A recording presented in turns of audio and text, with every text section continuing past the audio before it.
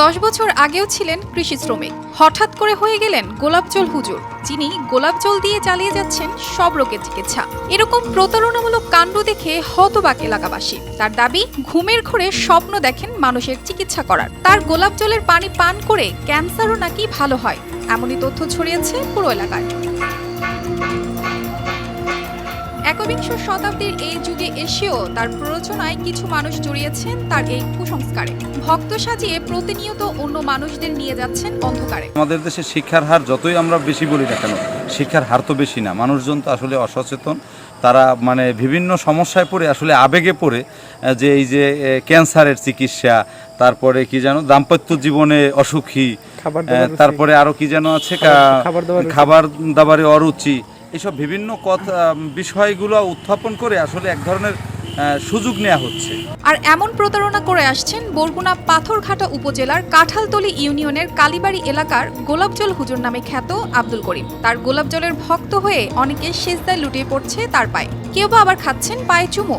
কুসংস্কারের আড়ালে চিকিৎসার নামে সাধারণ মানুষের সঙ্গে চলছে প্রতারণা। এটা কিন্তু আমার দেশে আল্লাহ আধ্যাত্মিক ব্যাপারে স্বপ্নের ঘরে গোলাপ জল দিয়ে ঠিকমতো মানুষের রোগ যে কঠিন তার জন্য কিছু দিই। ইনশাল্লাহ মালিকের দয়ায় পেটে ব্যথা, এই গ্যাস্ট্রিক আলসার, পিত্তে পাথর হইলে এগুলো জড়িয়ে পড়ে ক্যান্সার হয়। বরগুনা জেলা সহ আশেপাশের জেলা থেকে চিকিৎসা নিতে আসছেন লোকজন। মনের বাসনা পূর্ণ করা, স্বামী স্ত্রী দাম্পত্য জীবনে সুখ, পড়ালেখায় ভালো করা, খাবার দাবারে অরুচি ও ক্যান্সার সহ নানা ধরনের চিকিৎসা দেওয়ার দাবি গোলাপজল হুজুর ভক্তদের। স্বপ্নে পাওয়া চিকিৎসার কথা স্বীকার করলেও পায়ের ওপর রোগীদের লুটিয়ে পড়ার বিষয়টি তিনি অস্বীকার করেন। তাজিমি সেজদা হইলে আল্লাহর সঙ্গে একটা। এখন এই যে হইলে আসলে পাঁচজন আরে আল্লাহর বিধান মতে একটু ওই যে ধুলো লয় না, এই ধুলোর সূত্রে একজনের একটা সেজদা দেয়।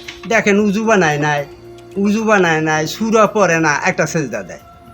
এটাই ওই তাজিমি সেজদা কয়। এটা আসলে এ জায়গায় তো সুরা কালাম কিচ্ছু পরে নাই, এটা সেজদা কয় না। পানি পড়ায় ক্যান্সার ভালো হয়, এটা একদম হাস্যকর বিষয়। চিকিৎসার নামে এরকম অপচিকিৎসা করায় তার উপর আইনি ব্যবস্থা নেওয়া উচিত বলে মনে করেন এই কর্মকর্তা। খাওয়ানোর মধ্যে যে ক্যান্সার দূর হওয়া বা ক্যান্সার রোগের চিকিৎসা হবে, এইগুলো ভুল ধারণা। গোলাপজল দিয়ে সে অ্যাজ এ হোল সব চিকিৎসা করছে এবং সে যেভাবে মানুষকে বিভ্রান্তি করছে, তাতে আমার মনে হয় যে